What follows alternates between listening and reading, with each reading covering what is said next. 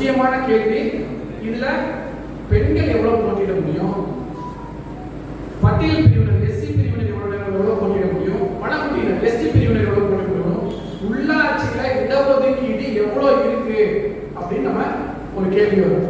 அதாவது நம்ம வார்டு உறுப்பினர் சொல்லிட்டோம், தலைவர் சொல்லிட்டோம், கட்சி சின்னம் சொல்லிட்டோம். ஆனா இடஒதுக்கீடு எவ்வளவு இருக்கும் உள்ளாட்சிகள்ல? உங்களுக்கு தெரிஞ்சுக்கிட்டு எவ்வளவு இருக்கும் இடஒதுக்கீடு? உள்ளாட்சி தேர்தல் இப்ப நான் சட்டமன்றத்தில் எவ்வளவு இடஒதுக்கீடு இருக்கு பெண்களுக்கு? 33. இப்ப சட்டமன்றத்தில் என்னன்னா பெண்களுக்கு இன்னும் இடஒதுக்கீடு இருக்கா? இவ்வளவு யோசிச்சீங்க அப்படி நீங்களா யோசிக்கலாமா? போராட வேண்டியவங்க நீங்களா? நமக்கு இன்னும் இடஒதுக்கீடு இல்ல.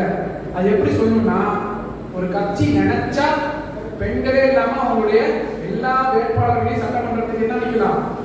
ஆண்களாவே நிறுத்திக்கலாம். ஒரு கட்சி நினைச்சா யாரும் கேட்க முடியாது. என்னப்பா நீங்க 234 இல்ல ஒரு 100 150 எம்எல்ஏ நிறுத்துறீங்க, ஒருத்தர் கூடவா பெண் வேட்பாளர்கள் கிடைக்கலன்னு கேட்கலாம். ஆனா சட்டப்படி அவங்க மேல நடவடிக்கை எடுக்க முடியுமா?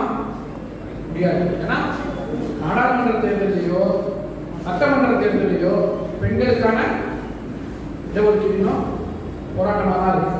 ஆனா உள்ளாட்சியில குறைஞ்சபட்சம் 1/3 பங்கு இருக்குன்னு சொல்லிட்டாங்க.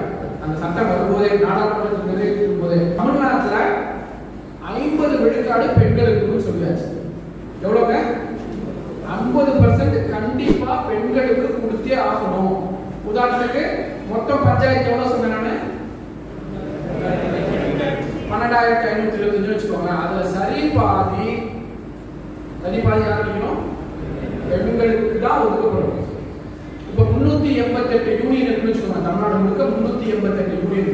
388 யூனியன் சேர்மன்ல சரி பாதி பெண்கள் தான் இருக்கணும். 37 மாவட்டம், சென்னையில பஞ்சாயத்து கிடையாது. 37 மாவட்டத்துல மாவட்ட ஊராட்சி சேர்மன் வந்து பாதிட்டு பெண்கள் தான் இருக்கணும். அப்ப உள்ளாட்சியில எந்த பொறுப்பா இருந்தாலும் பாதி இடஒதுக்கீடு பெண்கள் கொடுத்தாகணும். அது வந்து சட்டத்தில் இருக்கக்கூடிய விஷயம். இரண்டாவது பட்டியல் பிரிவினர், பட்டியல் பழங்குடியினர் எஸ்சி எஸ்டி ரிசர்வேஷனும் புரிஞ்சுக்க வேண்டியிருக்கு. அதுல என்ன சொல்லியிருக்காங்கன்னா மக்கள் தொகைக்கு இணையான இடஒதுக்கீடு. நம்பர் எதுவும் சொல்லல.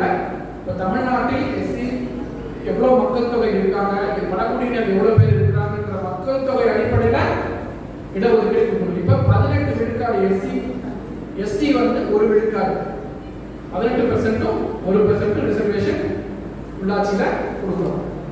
இப்போ 12,528 பஞ்சாயத்து இருக்குன்னா 1% பழங்குடியினர் அந்த இடத்துல இருந்தாகணும் அப்படின்றதுதான் சட்டம். அதே மாதிரி பட்டியல் பிரிவினர் வந்து 18% இருக்கணும் அப்படின்றதுதான் ரூல்ஸா இருக்கு. இப்ப இதுல நம்ம ஊர்ல எப்படி அந்த இடஒதுக்கீடு செயல்படுது அப்படின்ற போது 2 முக்கியமான விஷயங்கள் நம்ம கவனிக்க வேண்டியது. ஒண்ணு, நல்லா கவனிக்கணும், இதுல ஒரே ஒரு எக்ஸ்ட்ரா வாய்ப்பு கொடுத்திருக்கிறாங்க. இந்த மொத்த இடஒதுக்கீடுல 50% பெண்கள்ல பட்டியல் பிரிவினர், பட்டியல் பழங்குடியினர் கொடுத்த ரிசர்வேஷன்ல ஒரு எக்ஸ்ட்ரா ஒரு சட்டம் ஆட் பண்ணிருக்காங்க. என்ன ஆட் பண்ணிருக்காங்கன்னா பெண்களுக்கு ஒரு தொகுதி ஒதுக்கப்பட்டால், ஒரு பஞ்சாயத்து பெண்களுக்கு ஒதுக்கப்பட்டுச்சுன்னா அடுத்த முறையும் ஒரு 5 வருஷத்துக்கு ஒதுக்கிட்டாங்கன்னா தொடர்ந்து 2 முறை அந்த தொகுதி, அந்த பஞ்சாயத்து அல்ல அந்த ஒன்றியம், அந்த மாவட்ட கவுன்சிலருடைய பொறுப்பு என்பது தொடர்ந்து 2 டேர்ம் இருக்கும். அது நடுவில் வந்து பிரிச்சுக்கல நான் அடுத்த 5 வருஷம் கொடுக்குறேன் அப்படின்றது கொடுக்க முடியாது. தொடர்ந்து 2 டேர்ம் பெண்களுக்கும் எஸ்சி எஸ்டிக்கும் தொடர்ந்து 2 டேர்ம் வந்து ஒரு பஞ்சாயத்து முதல்ல எஸ்டி பழங்குடியினருக்கு வருதுன்னா அடுத்த 5 வருஷமும் பழங்குடியினருக்கு தான் வரணும்.